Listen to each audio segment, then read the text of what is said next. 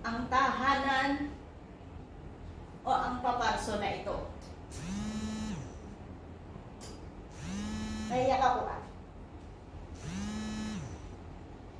Sa tulong ng banal na espiritu na ipinaltiing sa ating kapatid, pinili niya ang bawat isa. Kung hindi po ako nagkakamali, nasa 10 po kami. Una po, yung ating pong Pangulo na si Hermana Flor at yung 4 na medium. Nasa pangunguna po ni Hermana Mary, Hermana Divina, Hermana Lorenda, Hermana Agustina. Kung makikita niyo po, narito yung 2 medium na kanyang pinili sa bahay na ito. Sa bahay Mataginayon, Ngabiag, and Marabot. Kasunod po nun, si Hermana Joyce, yung po palang aming Vice President ay si Hermana Marife. Sa pagkakaalam ko po, 2nd and 4th yung kanyang day off.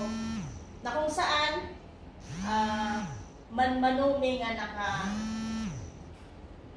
nakasalamuha dahil sa mga bagay-bagay o dahilan na pinili ng bawat isa na napunta sa Malaysia, ibinalik siya kay ng Panginoon. Ngunit sa kanyang day off, wala po siya sa kaorasan na ito.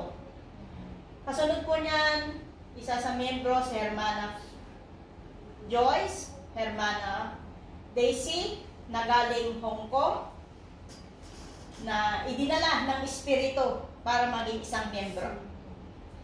At si Hermana Flor de Lita Blas, na nag-for good, pero pinili ng Panginoon na ibalik siya dito sa Landuyan. At ang inyo pong lingkod naman, na bagakon, nga pasaway. Ngayon, dito ko nakita iti puno nga pamati, puno nga panagsirserbi, puno nga kinagagit.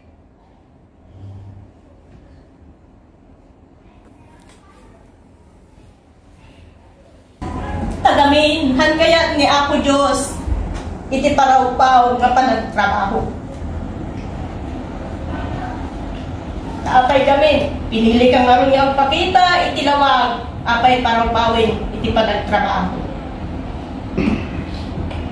Kabayatan, iti higimong iti tunggal maysa,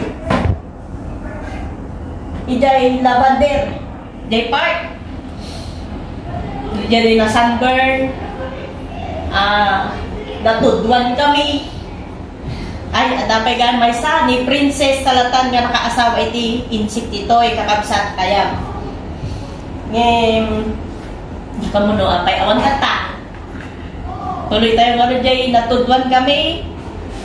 Kit, pagyamana ni Hermana ijay taga China, sinwa din. Nga nang TED iti undo, iti Mataginayon.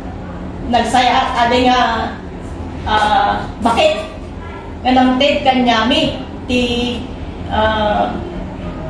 pag-alaan mi iti gayan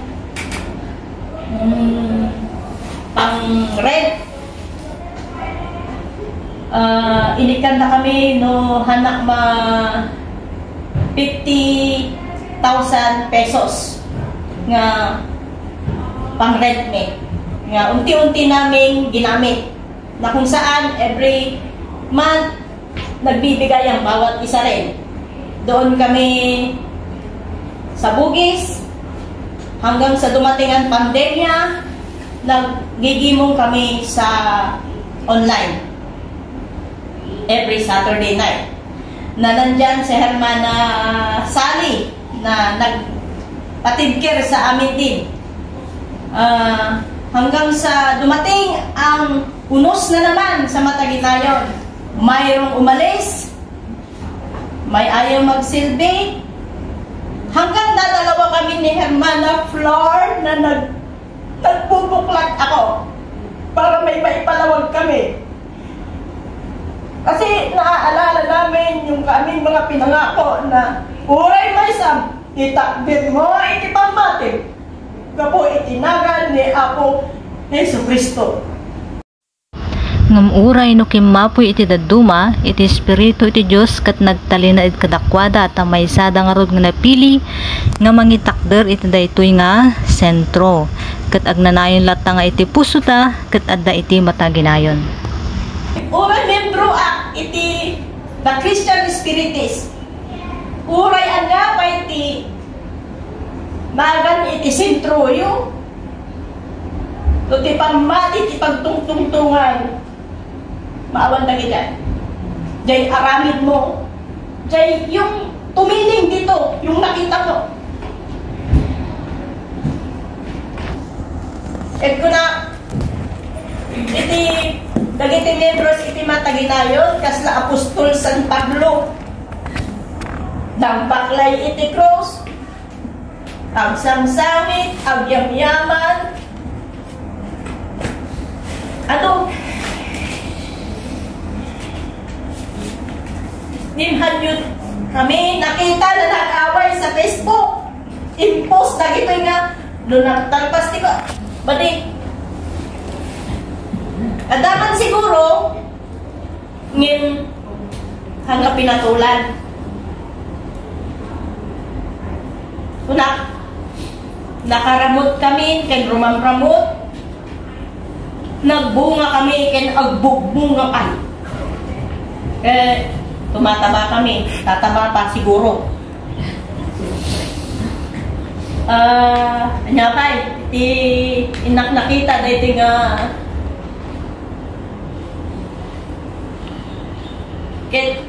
aday surat ko nga inspirasyon.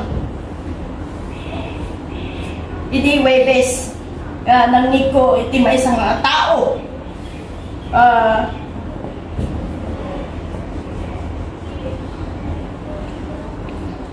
Amok hermano natin siya eh. Kahit dinggin tayo kakabsat. Adda nga talaga dagiti kinapudno amin tayo aglak am ti kinarigat wenno panubok iti biag. Amin tayo subsubukin itigasat ngem saan kumanga agbalin nga lapet tatno agbiag nga naurnos ken adaan pa nagtalik ti Apo. Agdalan man ti alawig ginginne kinarigat ken dagiti narigat nga panubok iti biag. Ada dagiti gundaway nga aglusdoy tayo. Uno dagiti kakabsat. Ngin tandandaanan tayo nga ada ti Dios nga si sasagala nga mangibata kada tayo. Kakabsat ko ibilang tayo nga ragsak